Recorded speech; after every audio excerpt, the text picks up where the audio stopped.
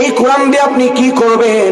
লিতুখরিজান নাস, মানুষদেরকে বের করে আনবেন দাওয়াত দিয়ে, বুঝিয়ে, কোরআনের তালিম দিয়ে, মিনাজ জুলুমাতি ইলান নূর, মানুষদেরকে অন্যায় অনাচার এই সব থেকে বের করে একটি পথের দিকে নিয়ে আসবেন। সেই পথ হলো আল্লাহ তাআলার বানানো জান্নাতের পথ। এই কোরআনকে যে বুঝে নিবে, কোরআনকে যে মানবে, কোরআনুল কারীমকে সংবিধান হিসেবে মেনে নিবে, তাদেরকে ডিরেক্ট জান্নাতুল ফিরদাউসের অঙ্গীকার করে দিয়েছেন কে? তাহলে এই কোরআনুল কারীমকে আমাদের সংবিধান হিসেবে মেনে নিতে চাই কি চাই না?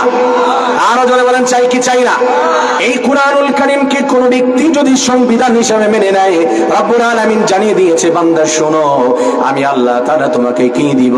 তাহা মা আনজালনা আলাইকাল কুরআনা লিতাশকা। ইয়া রাসূলুল্লাহ, ইয়া হাবিবাল্লাহ, আপনি কি মনে করেছেন আপনার উপরে জুলুম করা হয়, নির্যাতন করা হয়, কোরআনের হক কথা বলার কারণে আপনার পথে কাটা দিয়ে রাখা হয়, আপনাকে জেলখানায় দেওয়া হয়, আপনাকে মেরে ফেলানোর মতো ষড়যন্ত্র করা হয়? আমি আল্লাহ আপনাকে কষ্ট দেওয়ার জন্যই কোরআনুল কারীম নাজিল করি নাই। এই কোরআনের রাজ যদি কায়েম করে দেওয়া হয়, এই কোরআনুল কারীম যদি সংসদের ভিতরে বাস্তবায়ন করে দেওয়া হয়, আমি রব্বুল আলামিন ঘোষণা দিয়ে দিলাম, তাহলে ওই দেশ, ওই সমাজ, ওই রাষ্ট্র, ওই জাতিকে পরিপূর্ণভাবে সফলকামী বানিয়ে দিবেন কে?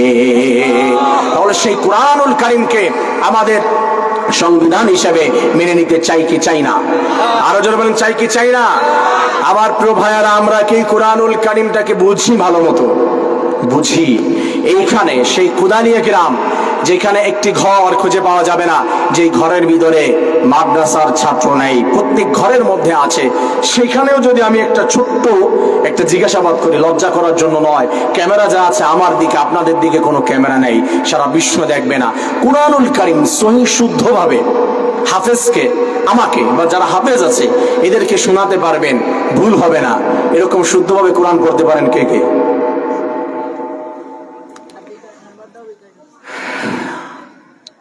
কচু গাছ নাই কাকা আশপাশে? নাই?